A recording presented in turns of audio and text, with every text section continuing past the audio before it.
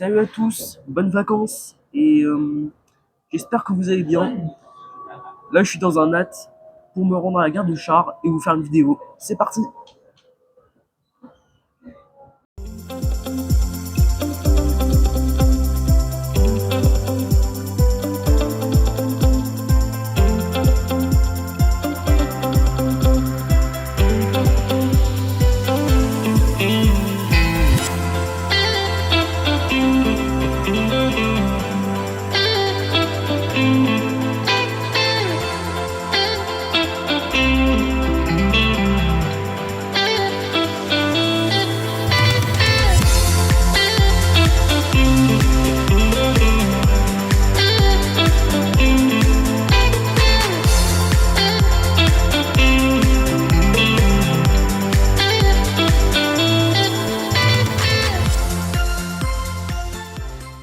Comme le voyage pour atteindre cette gare est assez long, on a le temps de raconter l'histoire de la gare de Chars.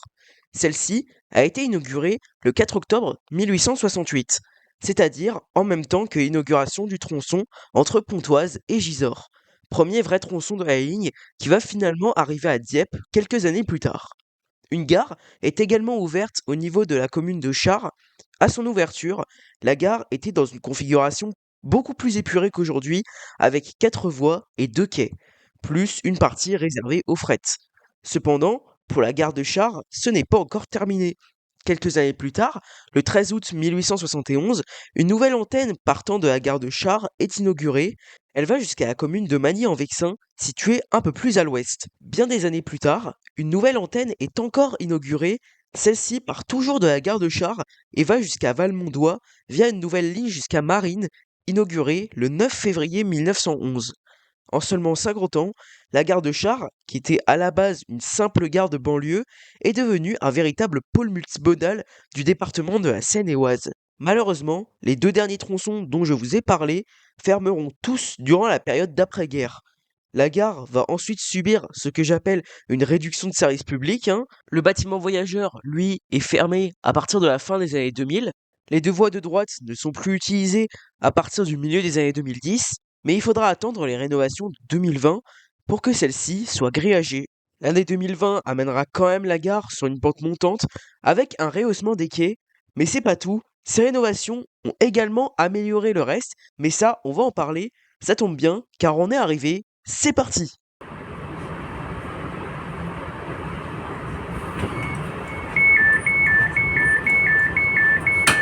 Ce train a pour destination Nous voilà arrivés en gare de Chars et avant de commencer une description détaillée de cette gare, on va récolter l'avis des voyageurs.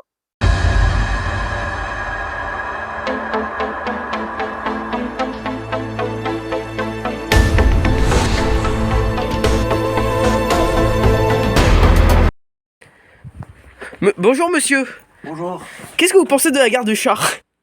Franchement, c'est l'une des plus grosses gares de France, desservant les 4 coins de la France comme Lille, Strasbourg, Haguenau et tout, Marseille et tout. Là, j'attends un TGV pour Lyon-Pardieu, qui est dans à peu près 10 minutes. Du coup, franchement, je me fais plaisir, je suis posé. Monsieur, vous êtes à quelle gare là? Attends. On est en gare de Chars, hein monsieur.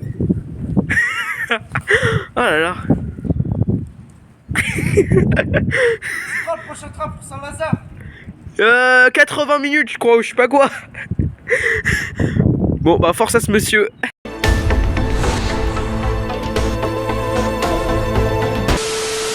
Il est temps maintenant de commencer par parler des équipements. Comme je l'ai dit il y a une minute, genre, les quais ont été entièrement rénovés à l'été 2020 afin d'y accueillir les nouveaux NAT.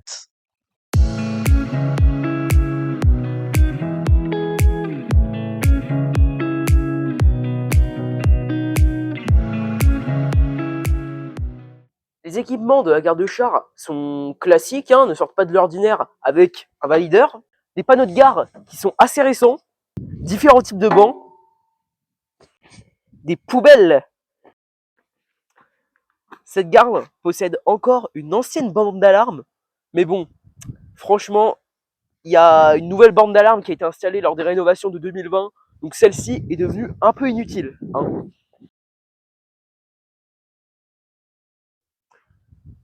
Ça a aucun sens. Regardez, il y a 2 panneaux ici, c'est écrit info travaux, pas de travaux en cours, mais juste à côté, ça nous présente le calendrier des travaux de la ligne J. Je sais pas, c'est de la publicité mensongère un peu, non?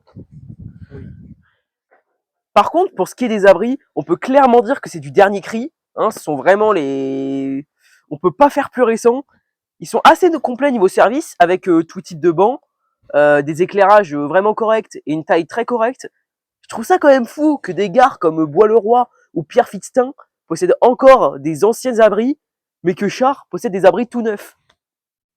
Sur l'ancien bâtiment voyageur, il y a une œuvre qui a été créée par un certain monsieur Vincent en novembre 2022, censée représenter le plan de la gare, avec notamment toutes les voies encore en service, les voies dédiées autrefois pour le fret qui sont aujourd'hui fermées. Cependant, les directions sont très anachroniques puisque c'est Magny-en-Vexin et Dieppe, alors que plus aucun train ne s'y rend aujourd'hui. Peut-être que c'était pour faire un clin d'œil à l'histoire de cette gare. Bon, en réalité, je pense que cette carte n'est pas une création originale, mais bel et bien une reproduction d'un ancien plan de la gare. En témoigne notamment la présence de voies qui sont aujourd'hui totalement fermées, la présence des destinations qui aujourd'hui n'existent plus, dont je viens de vous parler, mais également la mention de la présence d'un agent de station, alors que, à mon avis, ceux-ci ont été supprimés dans cette gare depuis au moins 20 ans. Je pense que la date novembre 2022 correspond à la date de la reproduction et non pas à la date de la création originale. N'empêche que cette reproduction historique est un magnifique clin d'œil à l'histoire de cette gare. Elle m'a d'ailleurs beaucoup servi pour faire les recherches de cette vidéo.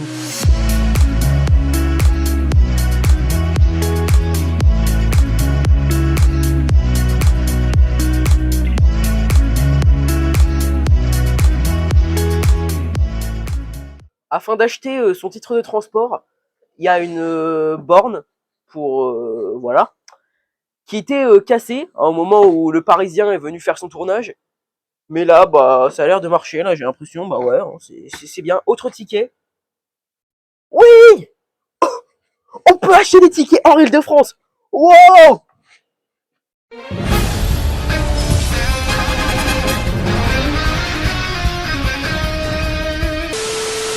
A noter que la première fois que j'étais venu, c'était en décembre, cette borne ne fonctionnait tout simplement pas.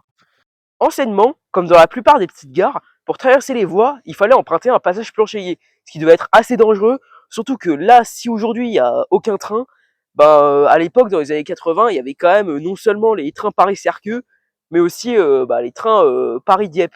Donc franchement, ça devait être dangereux. C'est pourquoi cette passerelle a été créée en 2000 afin de remplacer l'ancien passage planchéié pour naviguer entre les deux quais. Mais malgré que cette passerelle soit carrément plus jeune que Jordan Bardella, ça sent vraiment pas la solidité, hein. T'as vraiment l'impression que... Ouais, j'attends, on dirait qu'il y a... Frère, on dirait qu'il y a le séisme du Japon en 2011, frère, quand tu sautes de deux. À cette extrémité du quai, on peut voir que en plus de la partie des quais encore accessible au public et rehaussée, il y a une partie qui est aujourd'hui fermée au public et qui n'est pas rehaussée, vestige du passé de la gare.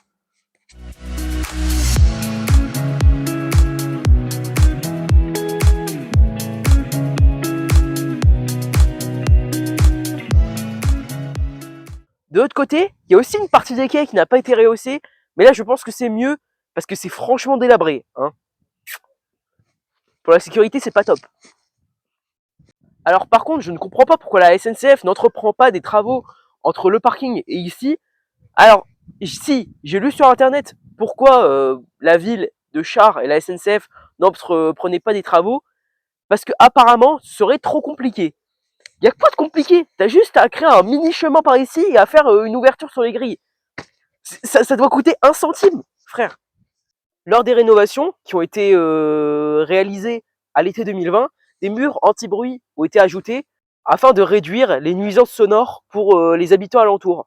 Alors même si aujourd'hui ils servent plus à rien, hein, parce qu'ils ont été réalisés pour le retour des trains directs entre Paris et Serqueux, pour éviter de créer des nuisances sonores, mais comme cette liaison s'est arrêtée en juillet 2024, je ne sais pas si ces murs anti-bruit servent encore à grand chose. Mais bon, bah, ils sont là, hein, ils sont beaux, ils sont tout neufs, voilà. C'est là que je reviens à cette fameuse liaison entre le parking et les quais.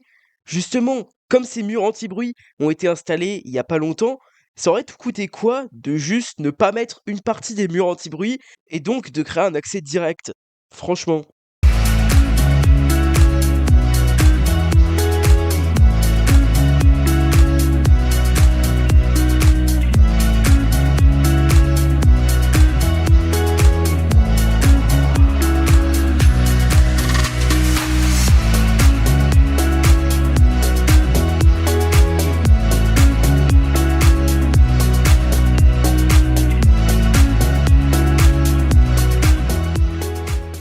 Comme le trafic fret a subsisté assez longtemps ici, il est encore possible d'en voir des vestiges avec la présence des anciennes voies ainsi que la présence d'une ancienne halle à marchandises. Cette halle à marchandises était jadis accessible par 7 accès, et on peut voir que ce terrain est encore sur la propriété de la SNCF avec cette camionnette SNCF. Maintenant, passons à la desserte. En direction de Gisors, il y a un train par heure en pointe et un train toutes les 2 heures en heure creuse. Cependant, entre Paris Saint-Lazare, il y a une toute petite différence. En pointe du matin, il y a un train toutes les 30 minutes, ce qui est pas mal pour les usagers partant au travail à Paris, ou à Pontoise, ou je sais pas, où vous voulez. Un train toutes les 2 heures en heure creuse, comme en direction du Gisors, et un train toutes les heures en pointe du soir. Cependant, en week-end, comme aujourd'hui, quoi, il y a un grand trou de desserte en début d'après-midi. Du coup, je ne vous conseille pas d'aller à Gisors pour ceux qui vont, pour les touristes parisiens qui vont à Gisors, car c'est très beau là-bas et je vous conseille d'aller à Gisors, bah, ne partez pas en heure creuse. La gare de Chars possède un très grand bâtiment voyageur qui est d'origine et qui possède une architecture très uniforme avec les autres gares du parcours. Malheureusement, bah, l'intérieur est fermé depuis au moins une quinzaine d'années et bah, ce bâtiment voyageur ne sert plus à rien si ce n'est à le regarder. Ce bâtiment voyageur possède un écriteau qui raconte l'histoire de la gare de Chars et une boîte aux lettres du siècle dernier. Les alentours directs de la gare en eux-mêmes ont une ambiance hyper sympa. Par contre, il doit y avoir un jeteur de sorts car on a quand même réussi à trouver deux trucs étranges. Alors déjà, il y avait les mecs qui voulaient gâcher de l'eau sans raison, ou bien peut-être irriguer le béton. Eh monsieur, faut couper l'eau, hein. Et aussi, il y avait toute la faune de Chars.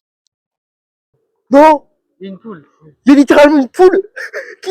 Non mais attends, mais qu'est-ce que c'est que ce beans? Il y a une poule qui s'est échappée d'un truc. Oh, il y en a. Waouh! Attends, mais qu'est-ce que c'est que ça? Je rêve ou c'est quoi le bail? Nous, National Geographic, allons faire une enquête. Mais c'est bizarre! Oh, t'inquiète, on veut pas de mal. Oh, trop mignon. Une poule sur un mur qui picore du pain dur.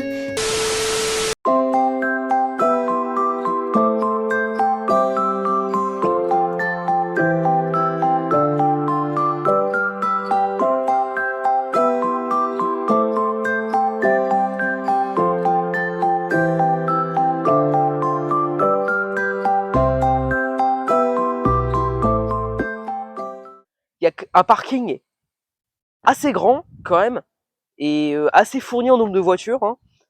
Un peu plus loin, il y a un magnifique passage à niveau avec également une vieille affiche faisant mention de la modernisation de la ligne Gisors-Serco qui a coûté quand même 246 millions d'euros en argent public, bien évidemment. Bon, spoiler, ça a fermé 3 ans plus tard.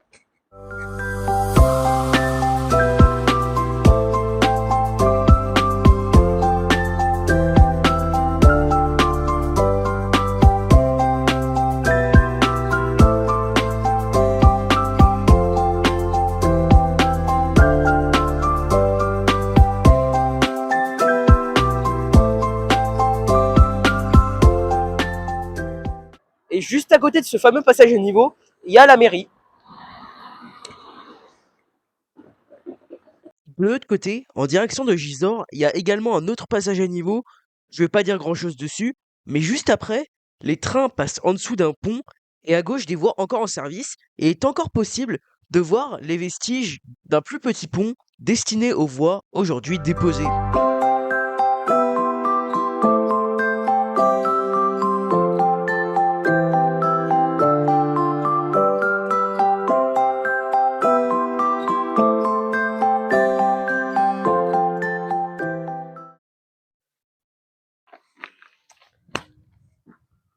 Il y a une très vieille plaque, hein, mais genre vraiment très vieille, car ça mentionne le département Seine-et-Oise, hein, alors que celui-ci a disparu en 68, il me semble. Mais par contre, il est vraiment bien conservé, hein, il est en bon état, hein, donc GG la ville de Char. C'est le moment de parler de l'histoire de la ville.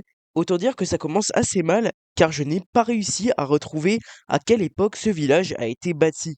Cependant, la ville a beaucoup subi dans son histoire, entre les saccages et les pillages du Moyen Âge et plusieurs incendies qui ravageront la ville par les Anglais durant l'époque moderne, jusqu'à ce que celle-ci tombe totalement aux mains des Anglais au cours du XVe siècle.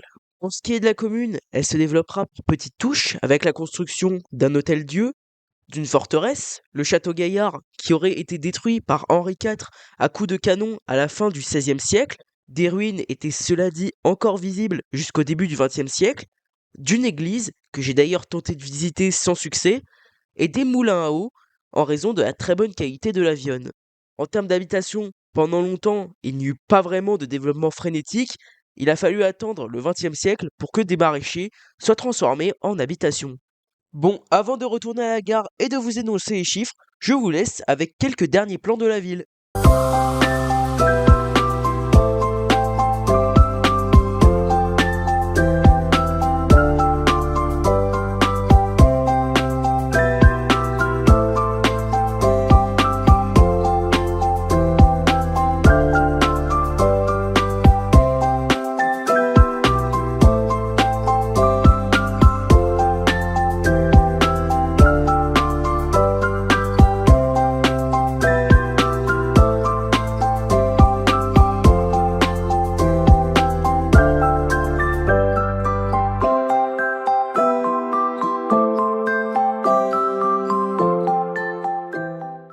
Passons aux chiffres. En 2024, la gare de Char a accueilli 215 047 voyageurs, qui correspond à une augmentation de 8,5% par rapport aux chiffres de 2023, ce qui est pas mal, hein, franchement.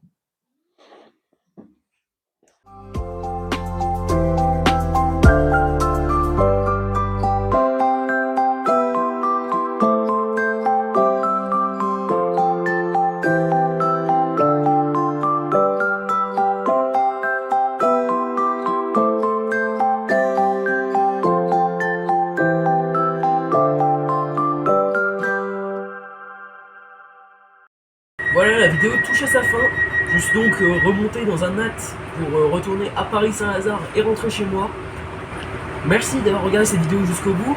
Alors, même si la gare de Gisors est intéressante, l'histoire également des lignes qui partaient de la gare de Char dans le temps l'est aussi. Et normalement, dans quelques semaines, une vidéo devrait sortir sur ma chaîne qui en parle. Donc, restez connectés. Et donc, du coup, n'hésitez pas, en attendant, à vous abonner à ma chaîne, à liker et à partager. Et à ma chaîne. Et ta chaîne aussi, traînée du 78, je mets l'affiche juste ici. N'hésitez pas à vous abonner en masse à sa chaîne, car lui aussi il fait des contenus intéressants. Voilà. Voilà, salut.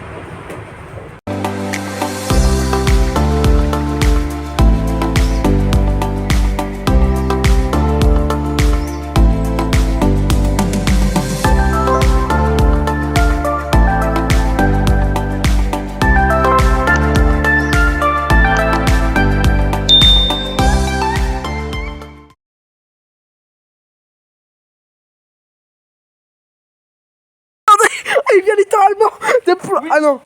Ah non, ça va, il y a une rambarde. Il est tombé pour de vrai. Il est tombé. Il est tombé dans le lavoir. Moi, vous êtes malades les gars. Attends, imagine, il y a les voisins qui arrivent. C'est un peu froid, pardon. Mais qu'est-ce que tu fabriques? Qu'est-ce qu'il fabrique? Qu'est-ce qu'il fabrique? Je sais pas. On a gagné trop, je te jure. En vrai, je pourrais plonger dedans, mais c'est juste que. Non, non, non. Non, non, fais pas ça, non.